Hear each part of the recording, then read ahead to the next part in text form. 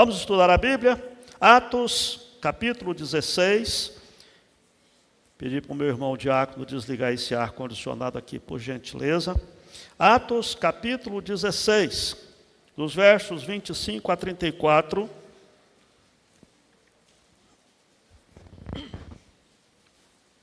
Atos, capítulo 16, dos versos 25 até o verso 34. Eu vou fazer a leitura, você acompanha aí, prestando muita atenção nos detalhes desse texto.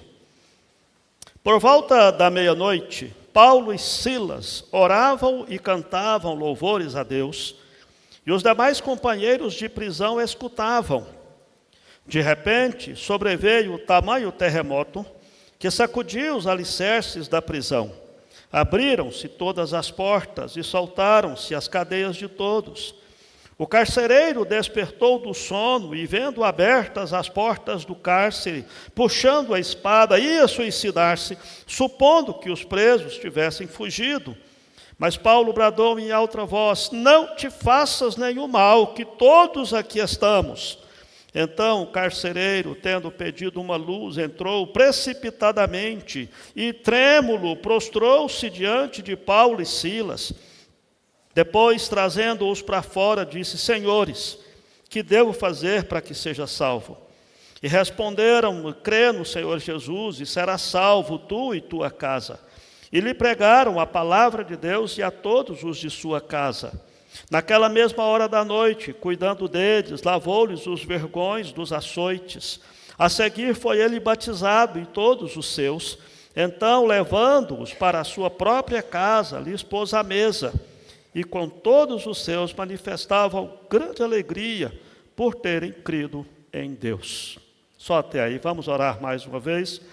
Pai bondoso, se o Teu Espírito Santo não falar ao nosso coração, nós não temos absolutamente nada a comunicar, a passar para o Teu povo, e nem a aprender dessa palavra.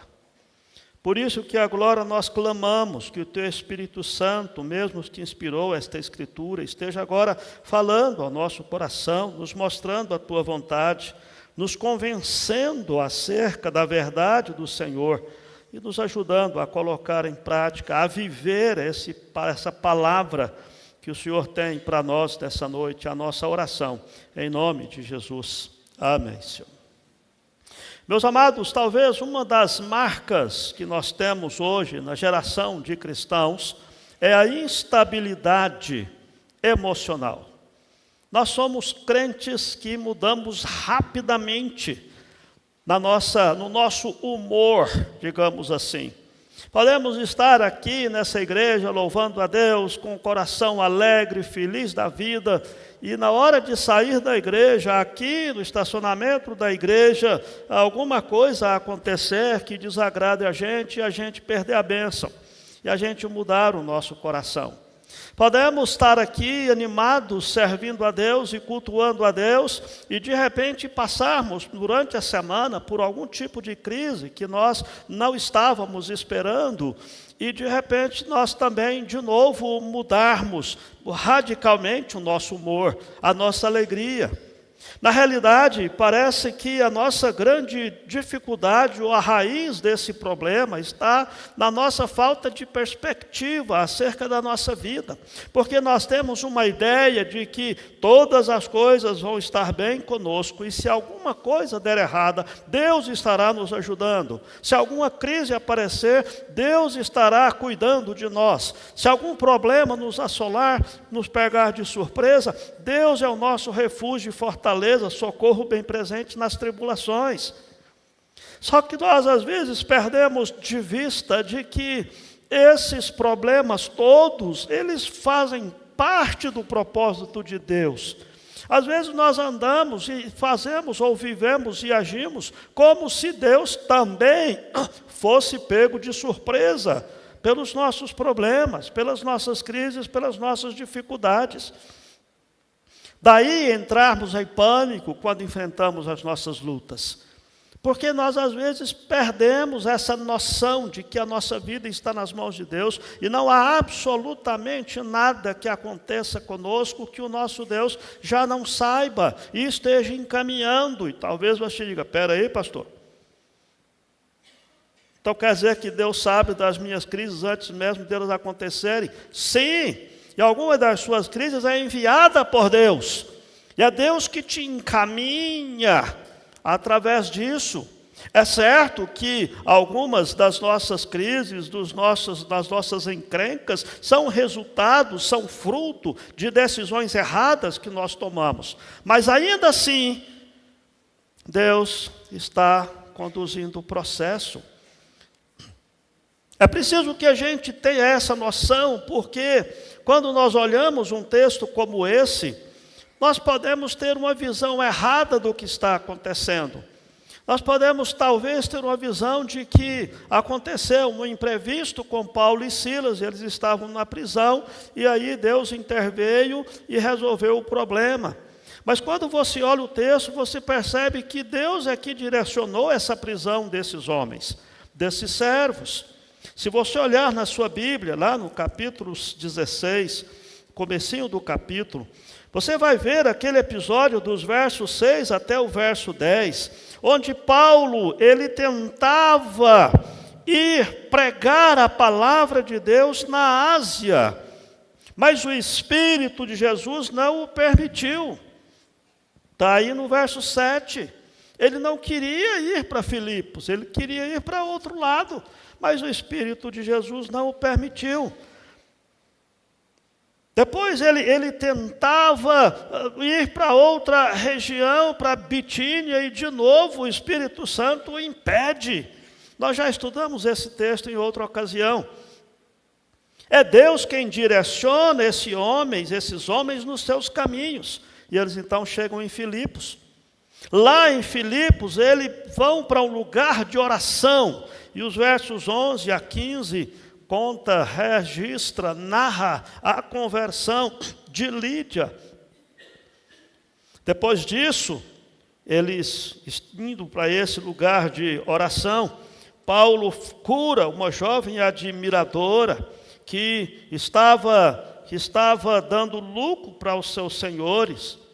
E é interessante notarmos que essa mulher, mesmo estando endemoniada, o verso 17 diz que elas ficavam falando e gritando no caminho, dizendo, esses homens são servos do Deus Altíssimo e vos anunciam o caminho da salvação. E depois de muitos dias, então, Paulo fica indignado e expulsa o demônio daquela jovem, mesmo que ela estivesse falando a verdade, mas quem estava falando era outra pessoa, obviamente.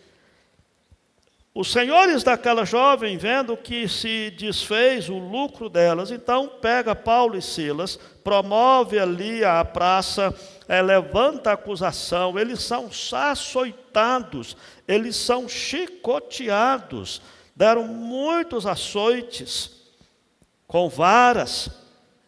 E eles com as costas ardendo na carne viva, é lançado então na prisão e preso com os seus pés no tronco. E o resto da história é essa que nós lemos. Percebam, irmãos, não é uma questão do acaso. Foi Deus que impediu esses homens de irem para um lado, impediu de irem para o outro, direcionou nessa direção, porque tinha uma mulher de oração precisando ouvir a palavra de Deus. Porque tinha uma jovem endemoniada precisando de libertação. Porque tinha um carcereiro precisando de salvação. E esses homens vão para a prisão, a fim de proclamar a glória de Deus ali.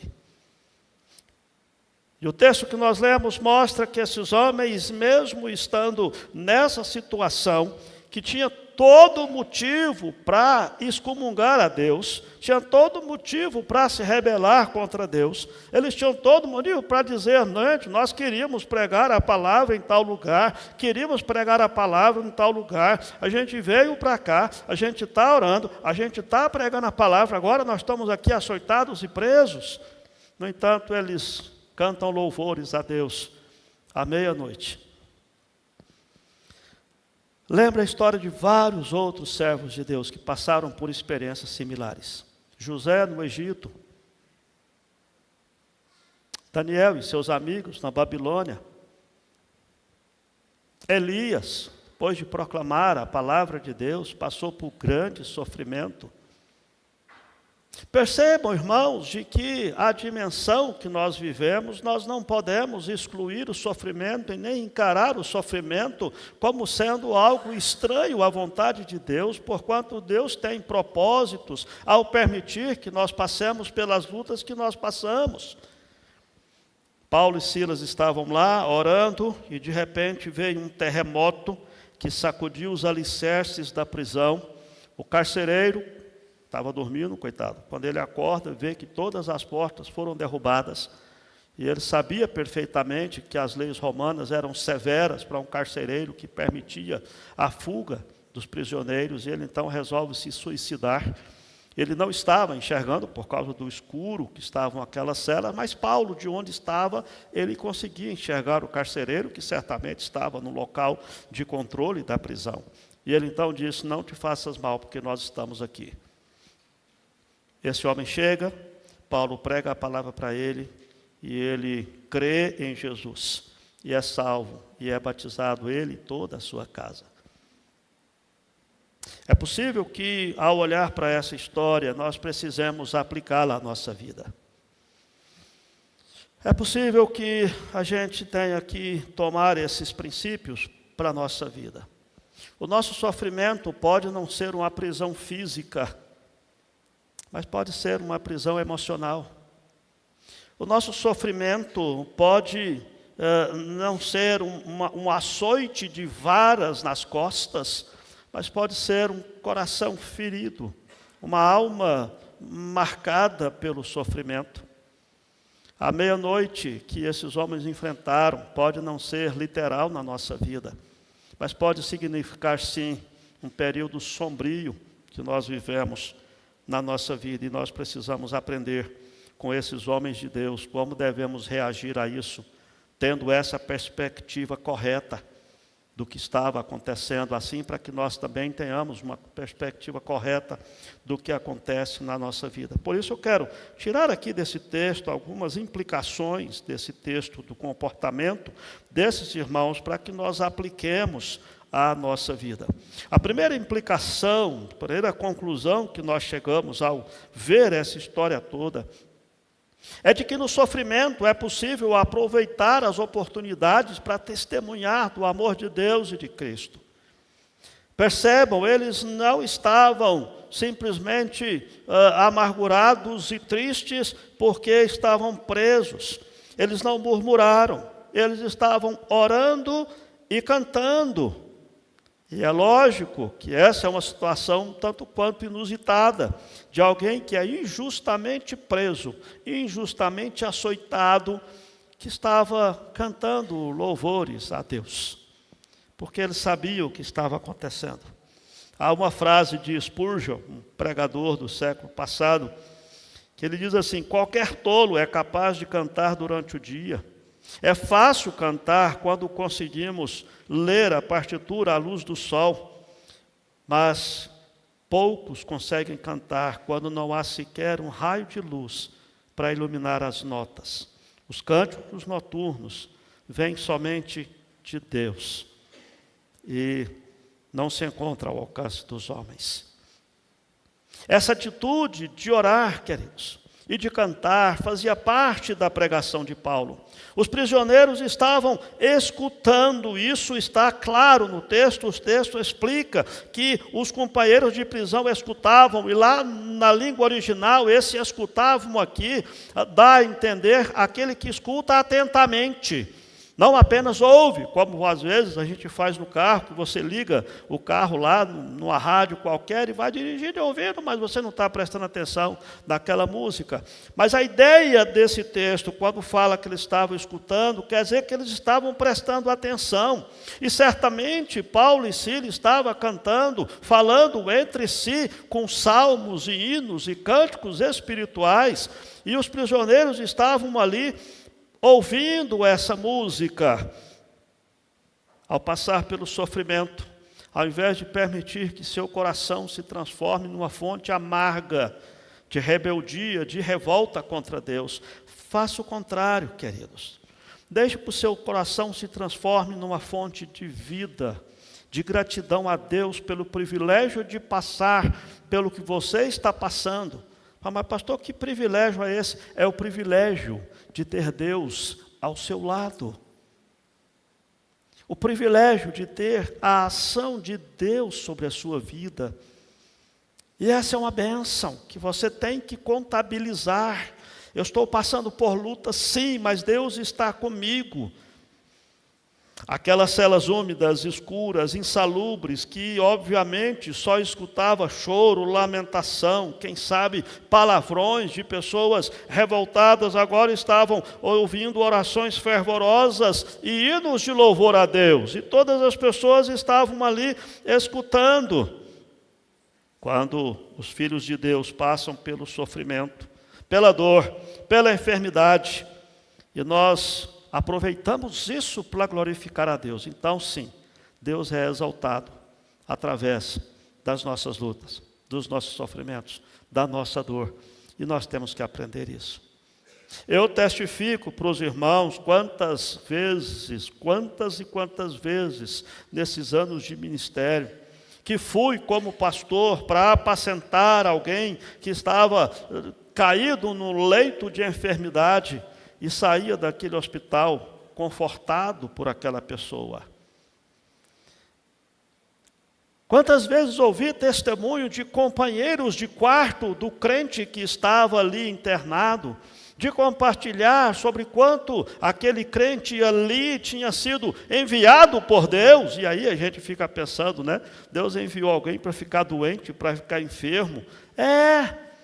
Quantos médicos, enfermeiros testificam isso, de ver um cristão passando pela luta com a visão correta, não apenas de suportar o sofrimento, mas transformar o choro em alegria, a dor em conforto para alguém que está passando por situação similar.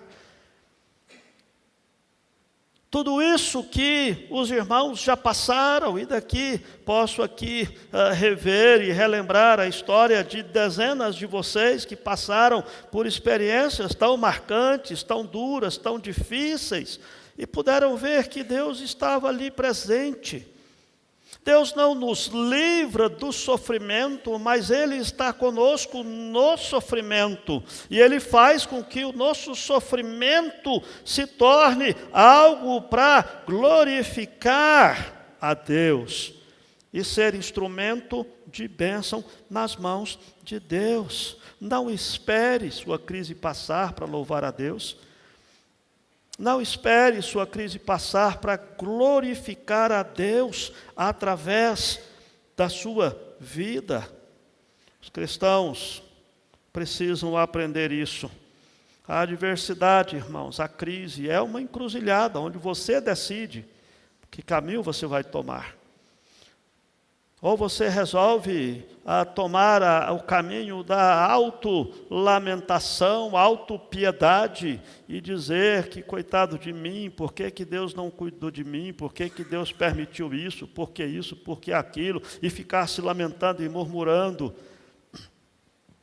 Ou você toma o caminho da glorificação do nome de Deus.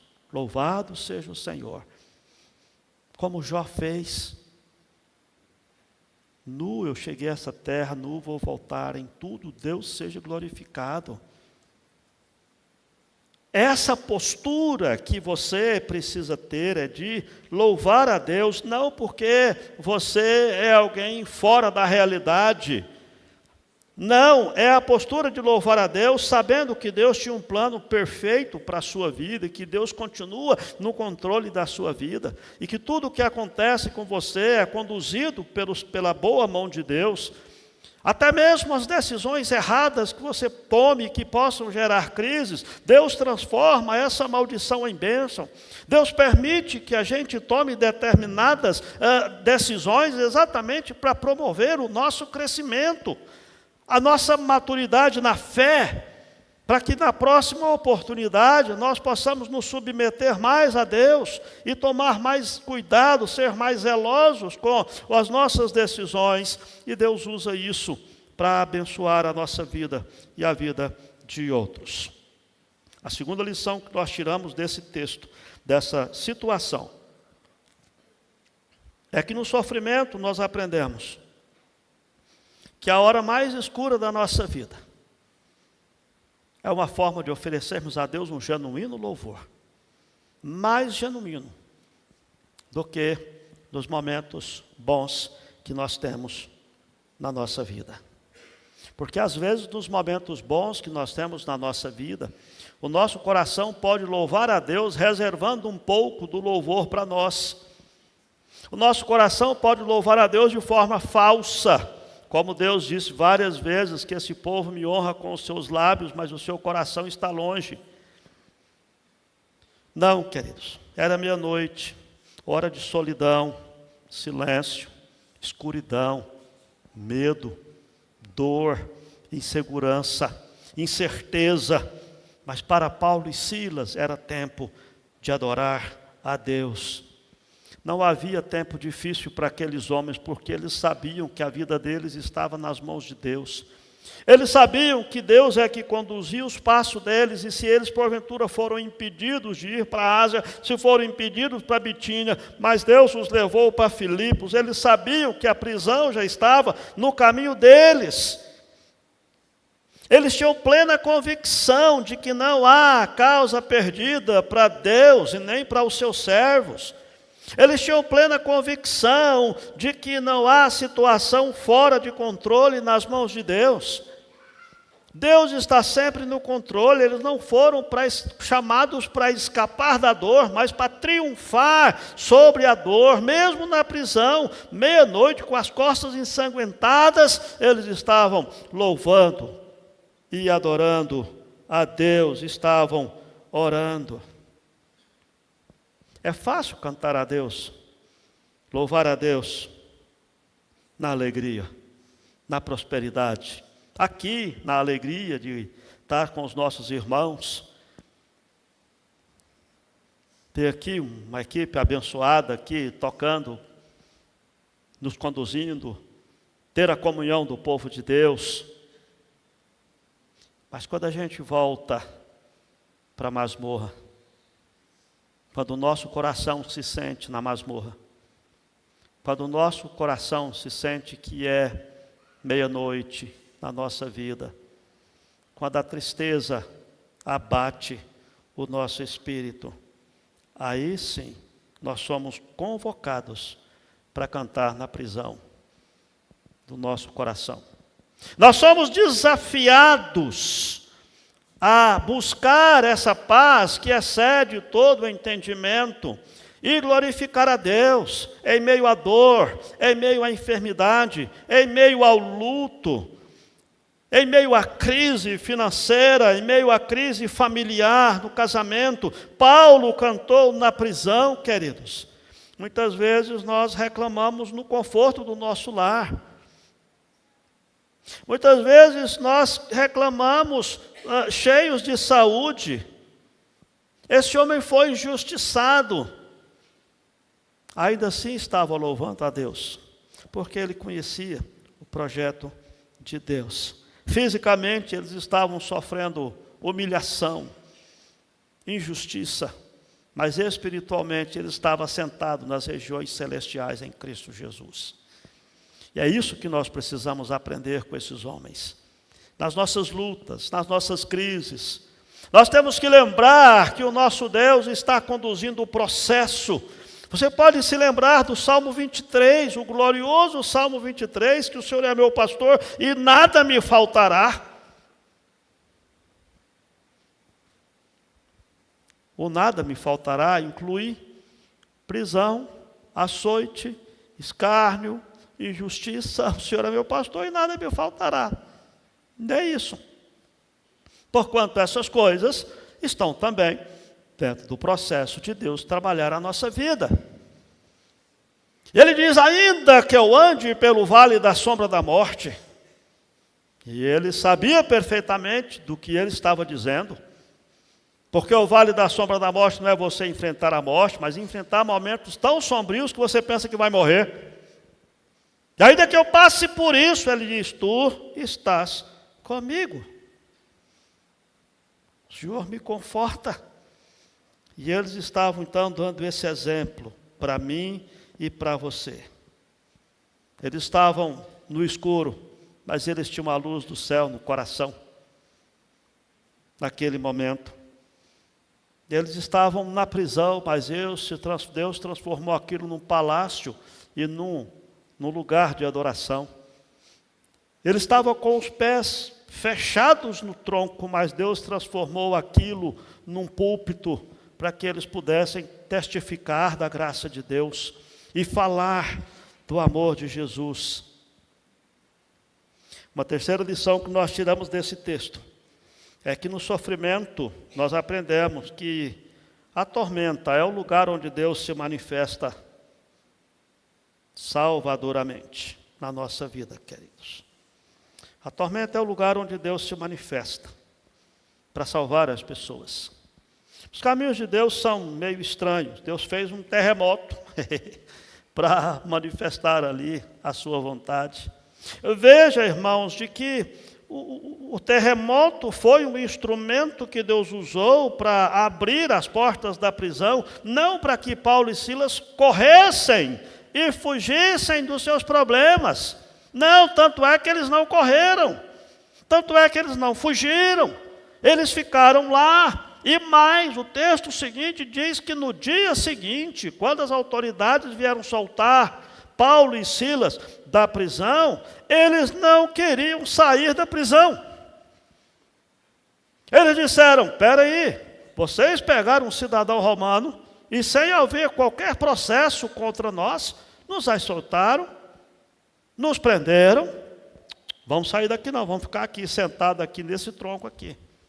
As autoridades que venham pedir perdão para nós, porque eles não podiam ter feito isso, que nós somos cidadãos romanos. O terremoto não foi para liberar o povo de Deus, queridos. Não foi para libertar Paulo e Silas. O propósito era outro. O terremoto foi o instrumento que Deus usou para quebrar os ferrolhos dos corações endurecidos. O propósito foi sacudir a alma, não só daquele carcereiro, mas dos demais companheiros de prisão. O terremoto foi para manifestar o poder de Deus. Deus precisou mandar um terremoto para aquele carcereiro ser convertido. O mesmo Deus que abriu o coração de Lídia numa reunião de oração, envia um terremoto para converter o coração de um carcereiro. Deus age de formas diferentes. E Ele usa nós, as nossas lutas, as nossas crises, os nossos terremotos, a fim de buscar outros para a sua graça. Quarto lugar desse texto. Nós aprendemos no sofrimento que mesmo quando o terremoto não acontece, nós precisamos continuar louvando a Deus, entoando louvores ao nosso Deus. Preste atenção nisso. O terremoto abriu as portas da cadeia e o coração do carcereiro. Mas veja, meus irmãos, Paulo e Silas não estavam cantando louvores porque o terremoto ocorreu. Eles nem sabiam que haveria um terremoto. Eles não estavam cantando para que acontecesse um terremoto. Não, eles estavam cantando louvores a Deus, porque eles entendiam que Deus estava no controle de toda aquela situação. Nem sempre Deus enviou o terremoto. Milhares de pessoas foram deixadas na prisão e lá morreram cantando à meia-noite.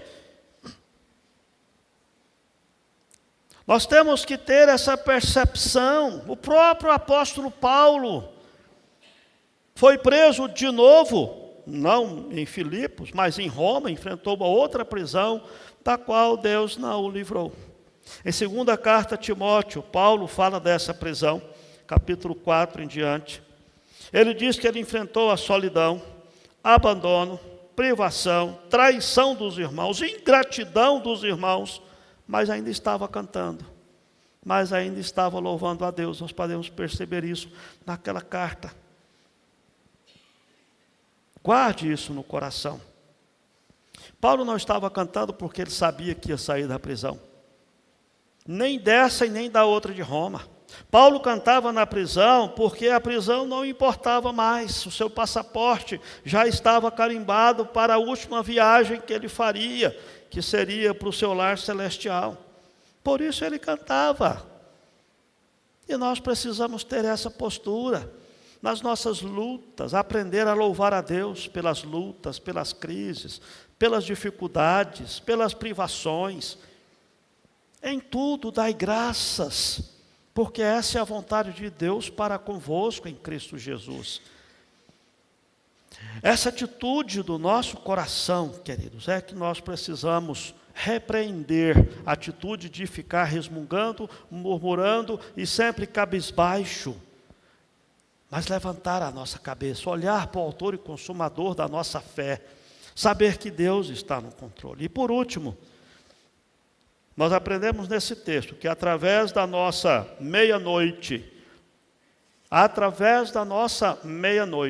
Deus faz raiar a aurora na vida de outros. Deus usa as nossas trevas, as nossas escuridões, para iluminar a vida de outros que precisam ser alcançados com a sua graça, como aconteceu aqui com esse carcereiro. O carcereiro reconheceu diante deles dois homens que sabiam o caminho da salvação. E ele faz exatamente essa pergunta: senhores, o que eu devo fazer para ser salvo? Observe, amados, que Paulo e Silas não fez ali um longo discurso dizendo: vocês têm que obedecer os 10 mandamentos, vocês têm que ser gente boa, vocês precisam mudar o comportamento de vocês. Não! A resposta que eles deram foi uma resposta simples: crê no Senhor Jesus e será salvo, tu e tua casa. Essa é a resposta simples, no sentido de que ela é o essencial. Porque, por mais que você tenha outros passos que conduzem à salvação, todos os outros passos dependem desse primeiro. Ninguém consegue ser salvo sem dar esse primeiro passo, de crer no Senhor Jesus. Só através desse primeiro passo é que qualquer pessoa consegue entrar nos céus. Não tem outro caminho. Você pode falar acerca de ser alguém bom, de obedecer a palavra, de ler a palavra, de ter vida de oração, de ser alguém caridoso, de ser alguém que ajuda as outras pessoas. Você pode falar de qualquer coisa que você possa imaginar acerca da vida cristã, mas nada disso tem qualquer utilidade diante de Deus sem esse primeiro passo. Por isso que a resposta que aqueles homens deram foi uma resposta curta e simples: crê no Senhor Jesus e será salvo, tu e tua casa. Se você observar, eles falaram mais coisa. Verso 31 diz que lhe pregaram a palavra de Deus e a todos de sua casa. Agora observe, quando ele diz que será salvo tu e a tua casa, obviamente que esse é um outro assunto. Paulo não está falando que o carcereiro salvou a família dele através da sua fé, não. Tanto é que a pregação da palavra de Deus, o verso 32, ele é muito claro, que lhe pregaram a palavra de Deus e a todos os de sua casa. Se a salvação do carcereiro fosse suficiente para levar a sua família, não precisava pregar a palavra de Deus para a família. Mas nós sabemos que não é assim, porquanto a palavra de Deus nos ensina. Esse é o primeiro passo. E quando você está experimentando o pior momento de sua vida, lembre-se que esse é um dia oportuno para você testemunhar da graça de Deus, para que através das suas lutas, da sua meia-noite, do seu cárcere, do seu sofrimento, a luz de Deus possa raiar, brilhar através da sua vida, para atingir outros que estão precisando de experimentar a graça de Deus. Foi através do sofrimento que Paulo e Silas tiveram oportunidade de dar o seu testemunho. Se Paulo e Silas tivessem feito como ele disse antes, ou noutra ocasião, acho que depois disso, ou antes, não me lembro, os irmãos aí pesquisem na Bíblia, teve uma outra ocasião que Paulo e Silas, Paulo já estava sendo, Paulo no caso, estava sendo amarrado no tronco para ser chicoteado. E ele diz assim, espera aí, você vai chicotear um cidadão romano sem processo? E o soldado que estava amarrando disse, opa, espera aí, como é que é essa história? Você é cidadão romano? Ele disse, sou. E o soldado disse, rapaz, eu paguei caro por esse título. E Paulo disse, não, eu tenho por direito de nascimento. E não foi chicoteado. Aqui ele não fez isso. Paulo não advogou a sua cidadania romana para não ser açoitado e preso. Porquanto Paulo sabia dos projetos e dos propósitos de Deus.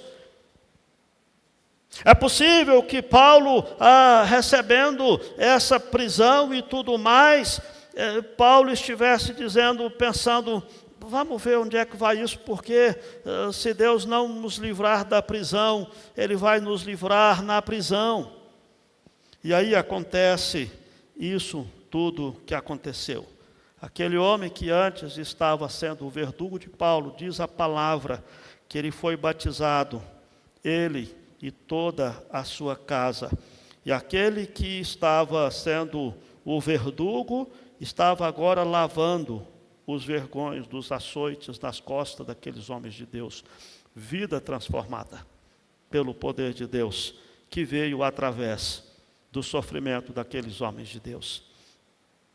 E nós precisamos aprender isso, queridos. Não podemos perder a oportunidade de ser bênção nas mãos de Deus, gastando o nosso tempo e tendo uma postura de rebeldia, de murmuração diante de Deus, mas de termos sim uma postura de saber que Deus, se Deus está no controle, então vamos em frente, mesmo no sofrimento. Não quer dizer, irmãos, que Deus sempre vai nos livrar como Deus livrou aqui. O próprio apóstolo Paulo, ele testificou dos seus açoites, da sua prisão, das tempestades, do naufrágio, da prisão, ele morreu preso, inclusive. O próprio apóstolo Paulo disse que tinha ali um espinho na carne, que ele pediu a Deus para livrá-lo durante 3 vezes, e 3 vezes Deus disse, não vou livrar. O meu poder vai se aperfeiçoar na sua fraqueza, e ponto final. O ponto não é, vamos então cantar louvores a Deus e ser fiéis, porque Deus vai nos abençoar, nós vamos ter estabilidade financeira, nós vamos ter sempre saúde, nós vamos ter... Não, irmãos, não é esse o propósito. Veja, Paulo não estava cantando e louvando para ser livre da prisão. Ele estava cantando e louvando porque ele sabia que Deus estava presente naquele lugar, por mais insalubre e sofrido que fosse. Ele estava cantando porque ele conhecia a graça de Deus. Ele estava cantando e louvando a Deus e orando porque aquela era uma forma de testemunho. E você precisa aprender isso também, mesmo no seu sofrimento, nas suas lutas. Louvar a Deus com o coração agradecido, porque Deus está no controle. Queria trazer aqui 3 aplicações desse texto. A primeira delas, na hora da sua aflição, lembre-se que Deus está no controle. Deus continua no controle. Deus nunca perdeu o controle. As crises nos pegam de surpresa, mas Deus nunca é pego de surpresa pelas nossas crises e pelas nossas lutas. Lembre-se sempre disso. Se Deus não impediu a crise de se aproximar de nós, se Deus não impediu essa luta de vir à nossa vida, é porque Ele tem um propósito de nos edificar, nos ensinar, nos moldar e, quem sabe, através de nós, conquistar outros. Segunda aplicação, adore a Deus na hora da aflição. Porque entendendo que Deus tem um propósito. Não espere para louvar a Deus só quando passar a sua crise. Não, pastor, quando passar, eu for curado, eu vou lá na igreja, vou dar o testemunho, vou louvar a Deus, etc. Não, queridos, você pode e deve fazer isso. Mas mesmo durante a enfermidade, mesmo durante a crise, louve o seu Senhor, levante a sua cabeça, olhe para o seu Salvador, eleve a voz em adoração, por mais que a sua dor esteja grande, por mais que o seu sofrimento esteja continuado e longo, saiba que Deus está cuidando de você, por isso você deve louvar a Deus sempre. Não permita que as suas crises, que as suas lutas possam te impedir de louvar a Deus, de adorar a Deus.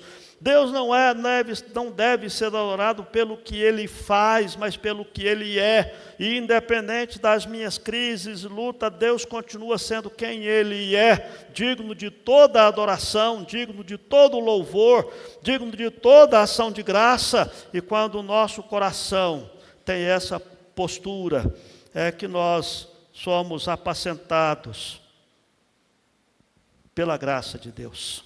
E por último, aproveite o seu sofrimento para demonstrar a sua confiança em Deus. Sempre. Se você estiver hospitalizado, cante louvores ali no quarto do hospital. Se você estiver passando por lutas financeiras, glorifique a Deus diante dos seus amigos que sabem das suas lutas. Se você estiver passando por crises, testemunhe da graça de Deus. Quando alguém te perguntar, e aí, Cardoso, tudo bem? E você não estiver bem, pode ser honesto. Fala, não, pastor, não está tudo bem não. Estou passando por lutas difíceis, mas o meu coração está firme nas mãos de Deus. Eu sei que Deus vai conduzir esse processo e essa crise vai passar. Por isso que eu não vou louvar a Deus quando passar, eu louvo a Deus a partir de agora. É a forma de você testemunhar, queridos. Você não precisa ser falso quando as pessoas perguntarem se você está bem, como é que está a sua vida. Mas use isso para testemunhar para as outras pessoas, porque é isso que faz diferença na vida do cristão. Quando as pessoas perceberem que mesmo passando pelas lutas que você está passando, ainda assim você está com o seu coração firme na graça de Deus, as pessoas vão dizer assim, eu quero ter isso. Eu quero ter essa paz que você tem, Cardoso, de passar pelas suas lutas, ainda assim, porque eu entro em pânico fácil. O que eu tenho que fazer para ter essa paz? E a pergunta, o que devo fazer para ser salvo? E a resposta será similar a essa.